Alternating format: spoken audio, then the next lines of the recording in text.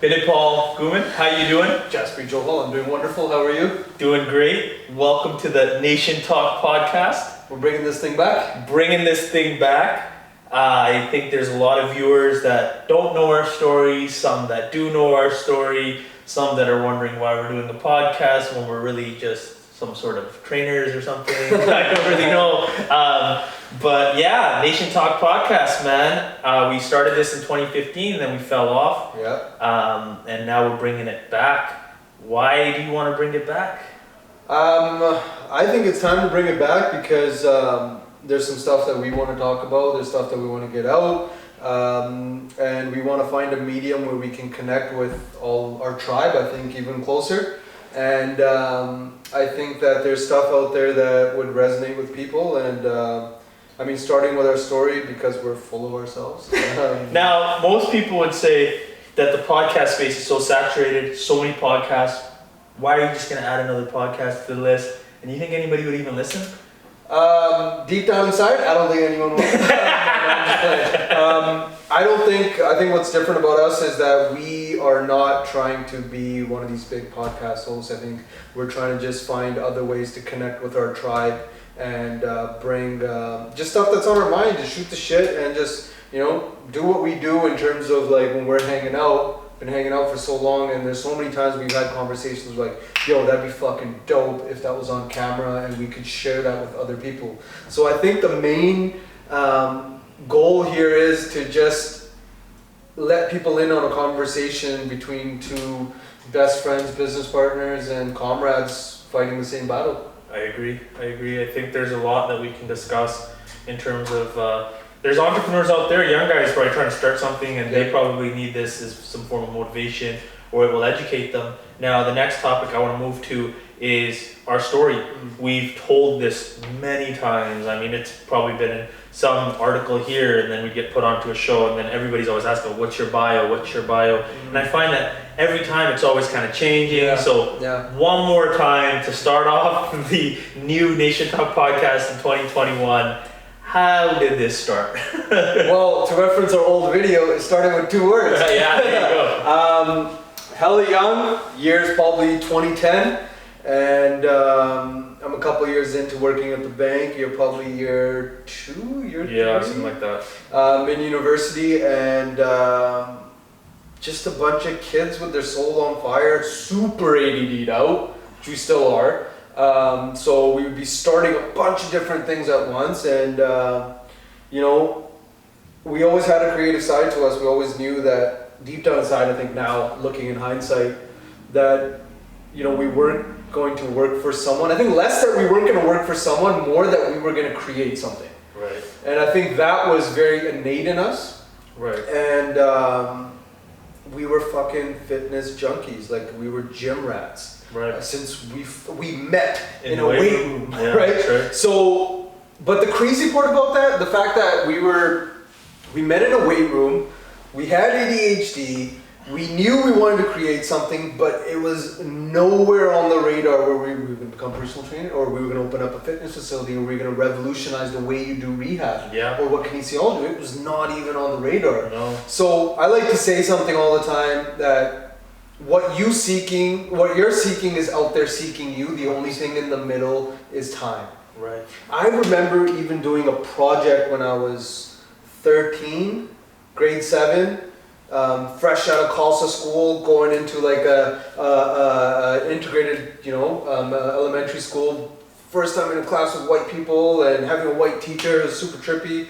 And they're like, well, like a career project. And for some reason, I couldn't even tell you why, I wrote it about being a personal trainer. And so that what we were seeking finally was seeking us, and it met at a crossroads, and I decided to get certified. And so you got certified, you were working at the bank. At the bank at the same time. So you're at the bank, you think you're account manager or something. Account manager, doing mortgages and stuff. You're trying to figure out what to do. BCRPA comes through, and you said, I'm going to go get certified. So you go, you get certified. I'm still in, I think, year 2 or going into year 3 of kinesiology. Same thing with me, not quite. I didn't really know where I was going to end up. I just knew I was in school. Yeah, you were focused on I was in the rough subject of kinesiology, and then I remember you started getting some clients. You had a first client in Vancouver, and you would train that client at John Oliver outside. Yeah, that's right. For like $20 or something. I remember $30. I'd like purposely line up her sessions from when I know you would have a break. Yeah. Because like, what was that? John Oliver, we were training her at? So that's John like, Oliver Secondary School on Fraser Street and 41st. Like a kilometer from your house. So, yeah. I mean, she was back then paying $15 a session. And I remember I drive out there. And one vivid session I remember, I'm posted up at the park and I have all my equipment out and I see back then with the hardest part being mobile was that finding a good location where you're not going to have too many other people and it's not going to be, you can still kind of run a good physical session for them and they'll get a good break, sweat break up, but you don't got kids running around and random like soccer games starting in the middle of your session and stuff. So I found this random patch. And it was a little rainy that day, but she was a trooper. She used to come out no matter what. And I set up the mat and everything. And I'm looking around. I'm like, this is a lot of dog shit. Oh, what kind of fucking park is this, right? Like Vancouver's gonna step it up. So I start running the sessions. We're just running jogging laps around, and someone shows up with their dog and just lets the dog off the leash. And I'm thinking like, yo, I'm gonna lose my shit. Like, this is a fucking public park. You can't just let your dog go. Then a second person shows up. They let their dog out too. Lo and behold, I'm in the middle of a fucking dog park running a session.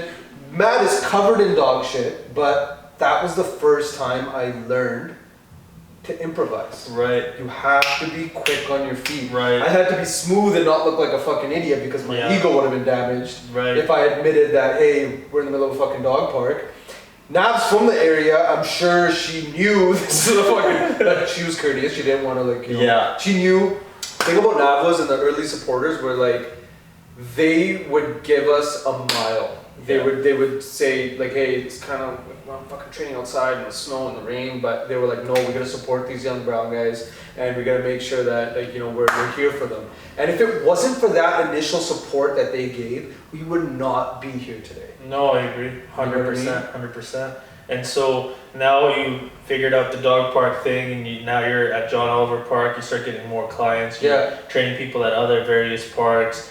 I think we joined forces with a couple of our friends, Pradeep Bains, Andy Singh, so that they were doing some soccer training and things like that. And we were just literally a bunch of guys trying to figure out, had no idea, but we knew roughly the area that we wanted to be in.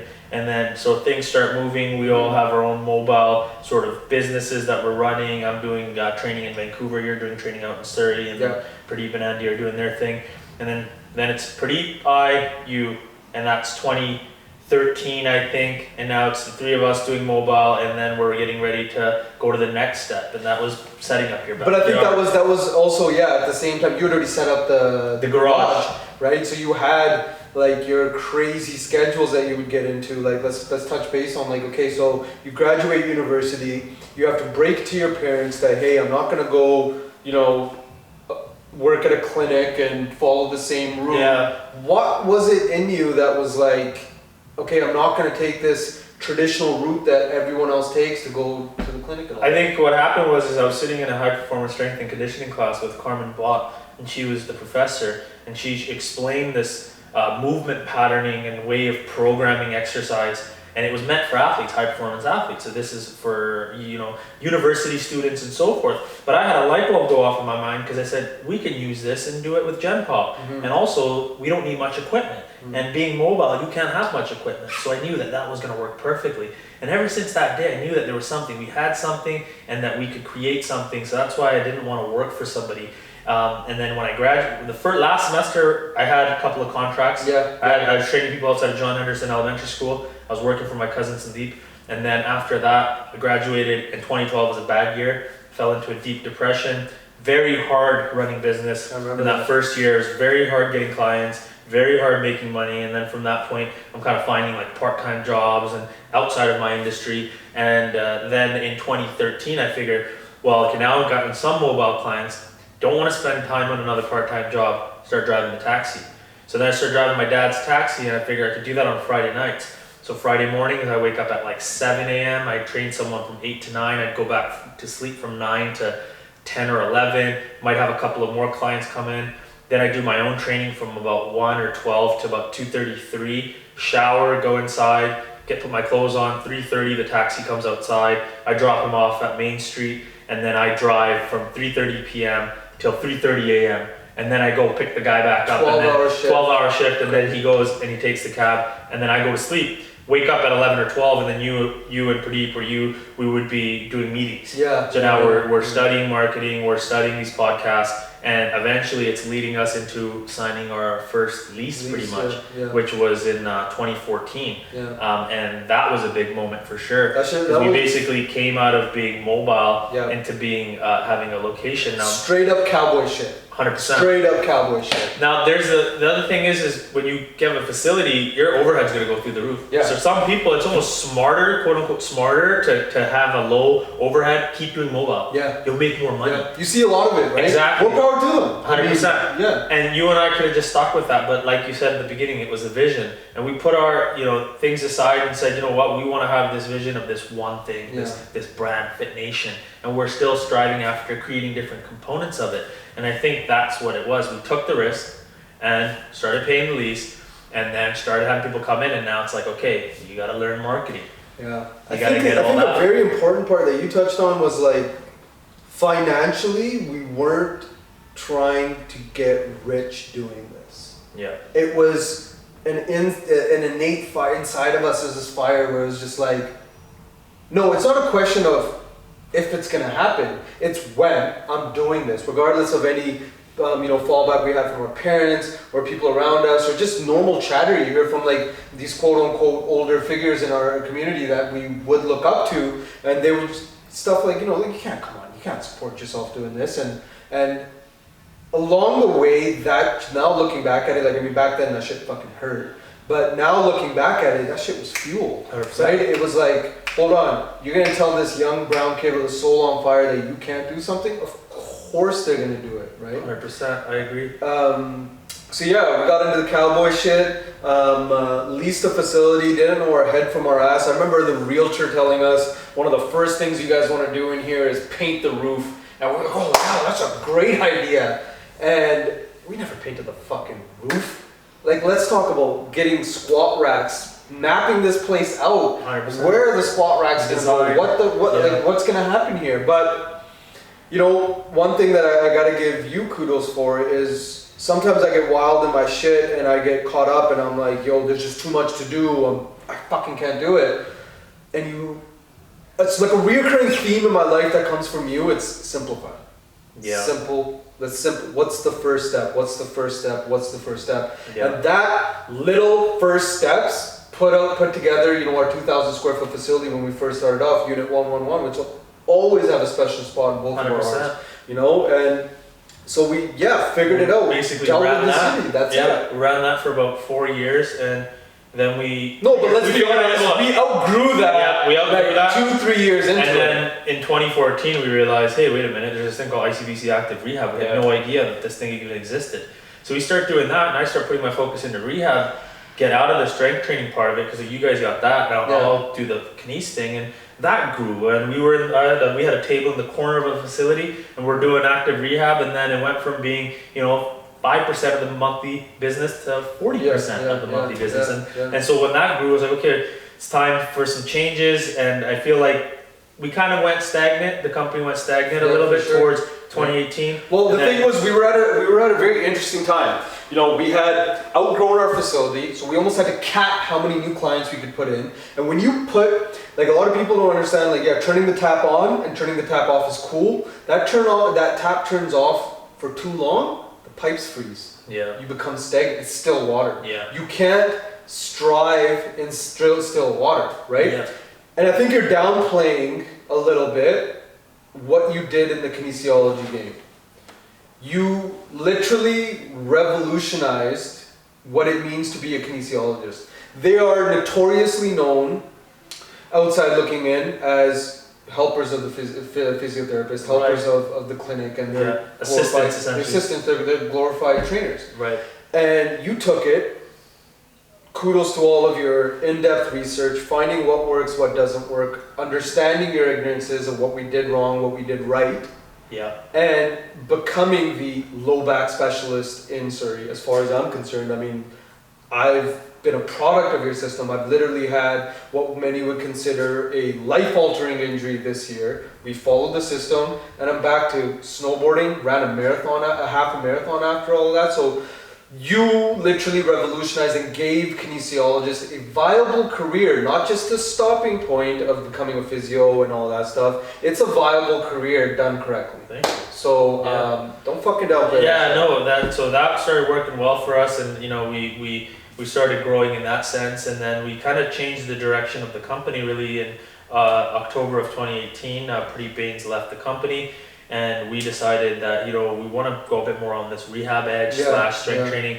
And about 4 weeks after that, another opportunity comes through. It's time to lease the new space, and now we expand into 2. Double our square footage side by side, full room for a kinesiology room, and then once again everything gets started all over again. Now it's time to take on further risk, and now we got double, and we're paying more rent, and we're trying to grow our team, and getting more with athlete development. Definitely. We're trying to you have a nutritionist in in-house. But what was really cool about that transition from Unit 111 to our new double units was that during this build out, we were walking over our day one clients, our day one tribe members, and saying, hey man, what's your input? We got their input on it. We got to see what they would like to see, and we got a lot of help with the color scheme. Because it was listen, we had black walls, we're gonna be in a small facility, it looked dark, and someone was just yo, go with white, keep it simple. And to make it apart, this is literally a labor of love from our tribe. Right? We cannot take a lot of credit for this. This was literally made available to us because of our tribe, and they were more involved with this one. That's why this one feels different. The vibe is completely different as soon as you get in here. So in the last, 15 minutes or so, we pretty much went from beginning of the mobile and took it to where we are at now, present, with various factions in the organization, and we continue to grow. So I think with that said, we look forward to further episodes. Definitely. And, so going on further episodes, what can people expect from us? What can people expect from this medium? I think what they can expect is talking about certain discussions or topics that are being talked about in our community. Sometimes they're just talked about behind closed doors. So giving people, some of our opinions, if you want to call it that, or just discussing things going on. We'll be talking about entrepreneurship, obviously. So if you're a young entrepreneur that needs some help or want to know what books to read and so forth, we'll be talking about that. Current events. Movies, we might have some guests on, injury rehab. We're gonna get super deep in our personal lives. Exactly, so time to kind of be very transparent and talk about some things that we might not want to talk about, we will, because it's time to be extremely transparent. Someone's gonna do it. Alright brother, on that we're gonna check this out and we're gonna get geared up for the next one. Peace brother.